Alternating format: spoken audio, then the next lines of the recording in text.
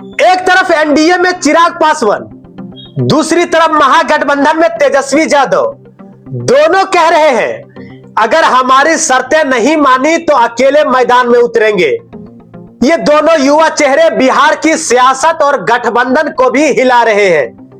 तो सवाल यह है कि क्या 2025 का चुनाव गठबंधन की ताकत से लड़ा जाएगा या नेताओं की जिद और दबाव की राजनीति सब पर भारी पड़ जाएगी।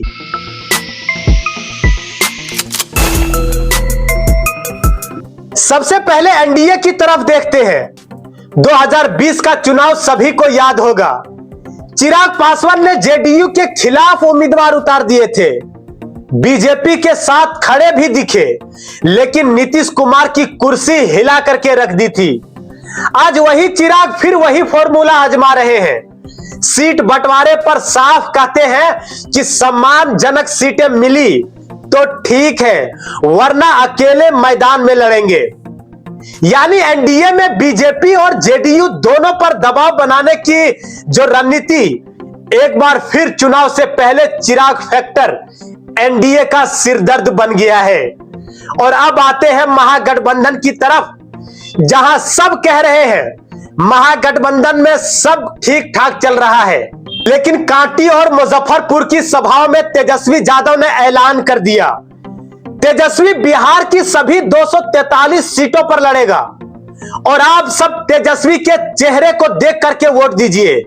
यह बयान किसी साधारण भाषण का हिस्सा नहीं था, यह रणनीतिक संदेश था कि आरजेडी अकेले भी पूरी दमखम के साथ चुनाव लड़ने की ताकत रखती है।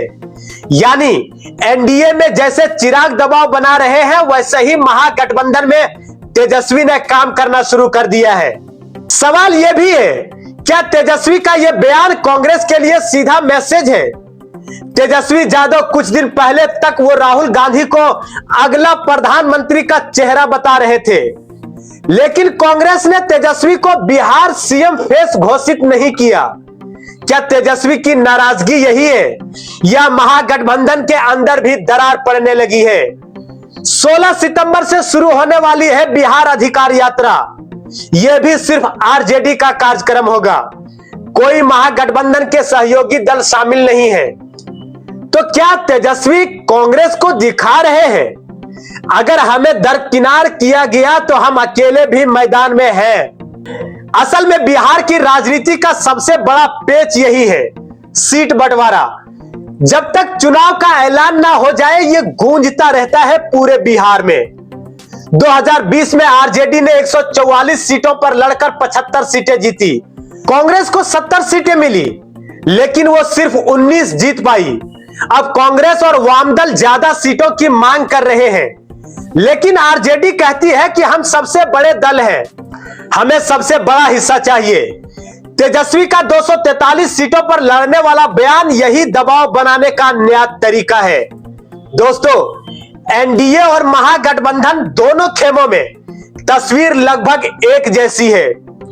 एनडीए में चिराग कह रहे हैं हमें सीटें दो, नहीं तो अकेले मैदान में। महागठबंधन में तेजस्वी कह रहे हैं तेजस्वी हर सीट पर लड़ेगा। दोनों ही बयान जमीनी सतह पर भले ही अलग हो, लेकिन मकसद एक ही है, गठबंधन पर दबाव बनाना। राजनीतिक जानकारों का कहना है कि यह सब चुनाव से पहले का पॉलिटिकल ड्रामा है, ताकि सीट बंटवारे में ज्यादा हिस्सेदारी मिले। लेकिन जनता के मन में सवाल उठता रहता है, क्या ये नेता वाकई अकेले चुनाव लड़ेंगे या फिर आखिरी वक्त पर फिर से समझौता कर लेंगे? लेकिन बिहार की राजनीति का इतिहास बताता है कि आखिर में समझौता ही सबके लिए मजबूरी बनता है। लेकिन इस बीच जनता देखती है कि किसका दबाव कितना कामयाब होता है। दोस्तों, 2025 का चुनाव किसी के लिए आसान नहीं होगा। एनडीए और महागठबंधन दोनों ही खेमे में सीट बंटवारे की लड़ाई में उलझे हुए हैं। अगर एनडीए में चिराग अलग हुए तो नुकसान साफ दिखेगा। अगर महागठबंधन में तेजस्वी और कांग्रेस की खींचतान बढ़ी तो एनडीए को फायदा साफ साफ होता हुआ दिखाई देगा। यानी दोनों खेमों के लिए 2025 की चुनाव सिर्फ गठबंधन बनाम विपक्ष का नहीं, बल्कि गठबंधन के भीतर की लड़ाई का भी चुनाव होगा। तो दोस्तों, एनडीए में चिराग पासवान की धमकी, महागठबंधन में तेजस्वी यादव का ऐलान, दोनों ही गठबंधनों को हिला रहे हैं। लेकिन सवाल यही है, क्या 2025 में चुनाव गठबंधन की ताकत से लड़ा जाएगा या फिर नेताओं की जिद और अकेले लड़ने की राजनीति पूरे तस्वीर बदल देगी? अब देखते रहे आयान फास्ट न्यूज। मैं हूं नूरानी मैमून।